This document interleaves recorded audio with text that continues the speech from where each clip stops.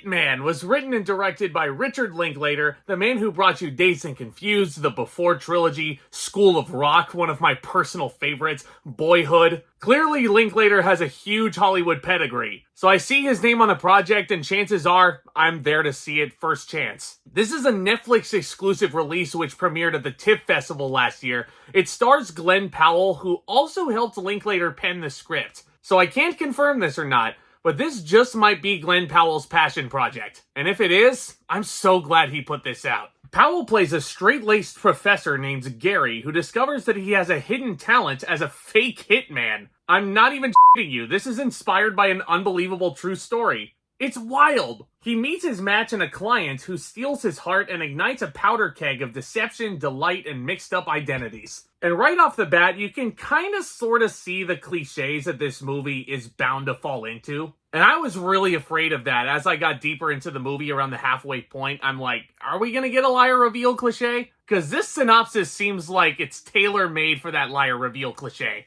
And they sort of do it, but they also sort of avoid it. And for my money, I'm not just seeing rave reviews of this movie coming out from the TIFF Festival. People who were lucky enough to get early screenings for this thing, they were in love with this movie. Like, they were calling it the best movie they've seen all year. And I honestly, here's my thing. I really was entertained by this thing.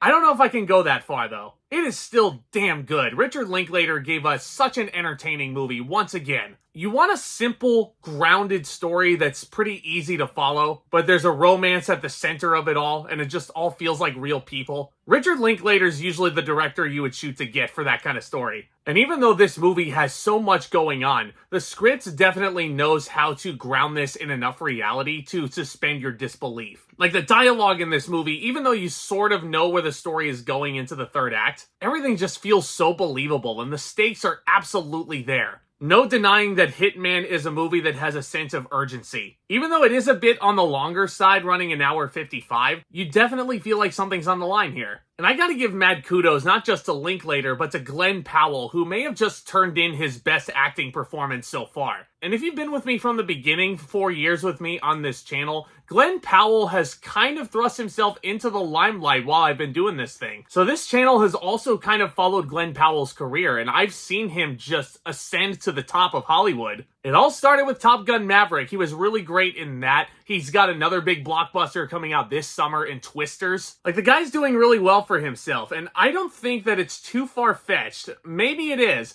but Glen Powell should be considered for Best Actor at the Oscars. Just because of this guy's intensity and all of the effort that he's putting into this thing. Like, all the different personas that this guy has to take on as the fake hitman. And let me tell you, a lot of these vignettes that you get with him acting like a hitman, like, I'm shocked at how funny this was. And he also has great chemistry with Adria Arjona. I believe I said her name right. I could be very wrong. I could have butchered the hell out of that. She was damn great in this movie as well. And I'm not going to give too much away. And again, the plot is a little bit predictable for some people. But there's one scene in here where these two actors have to do something that is really difficult to do. It involves an interrogation going in, and they have to read these lines with reverse subtext. And they pull it off. You felt the urgency in that scene and in the entire film. But that one sequence right there, closer to the end of the movie, I mean, these actors are brilliant. What can I say? But Hitman I found super enjoyable. I think it's one of the best Netflix releases that we've gotten, at least over the last 5 years or so. I don't want to say that this is the best Netflix release I've ever seen. I don't think this is nearly as good as Don't Look Up or any of those other ones that we got earlier this decade. Guillermo del Toro's Pinocchio also comes to mind. But I think this is absolutely up there. If you're looking for just a date night inside your apartment, your house, whatever, with your significant other, I think Hitman's a good, enjoyable time. I watched this with my girlfriend, and she really dug this. Now, I will say, one thing that Lindsay and I did notice watching this movie, there's some sequences in there that kind of feel like plot holes in a sense. I'm talking about all the sequences involving a courtroom. Like, I'm sure the writing definitely has reasons for including these sequences, but to me, the more and more I think about it, the more it doesn't really make sense that a certain character is in the courtroom with these people. And honestly, that's just me looking for something to nitpick.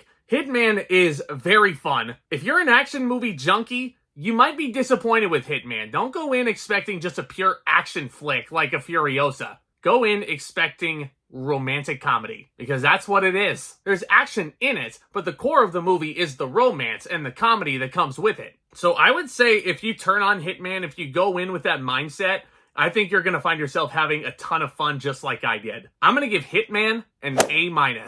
That's a solid A- too. The best Netflix movie to come out in a couple years at least. Man, I would have loved to have seen this in a theater. Oh my god. Like, that's Richard Linklater's name on this. Take my money. But guys, let me know what you thought of Hitman down in the comments section. And let me know what your favorite Richard Linklater movie is. Mine is School of Rock, of course. I reviewed that a couple years ago. And let me know also, what is your favorite Netflix movie that you've ever seen? I love discussing all new things in the cinematic world over here on The Regular. We are kicking into a whole other gear this summer, this blockbuster season. There's a bunch of big releases that are coming up. And if you want to discuss all those fun new releases, this is a great channel to become a part of. So do consider subscribing. Tap on that thumbs up as well if you enjoyed what you saw today. And stay tuned for more videos very soon, guys. Y'all are the best. And with all that being said, back talk, commence.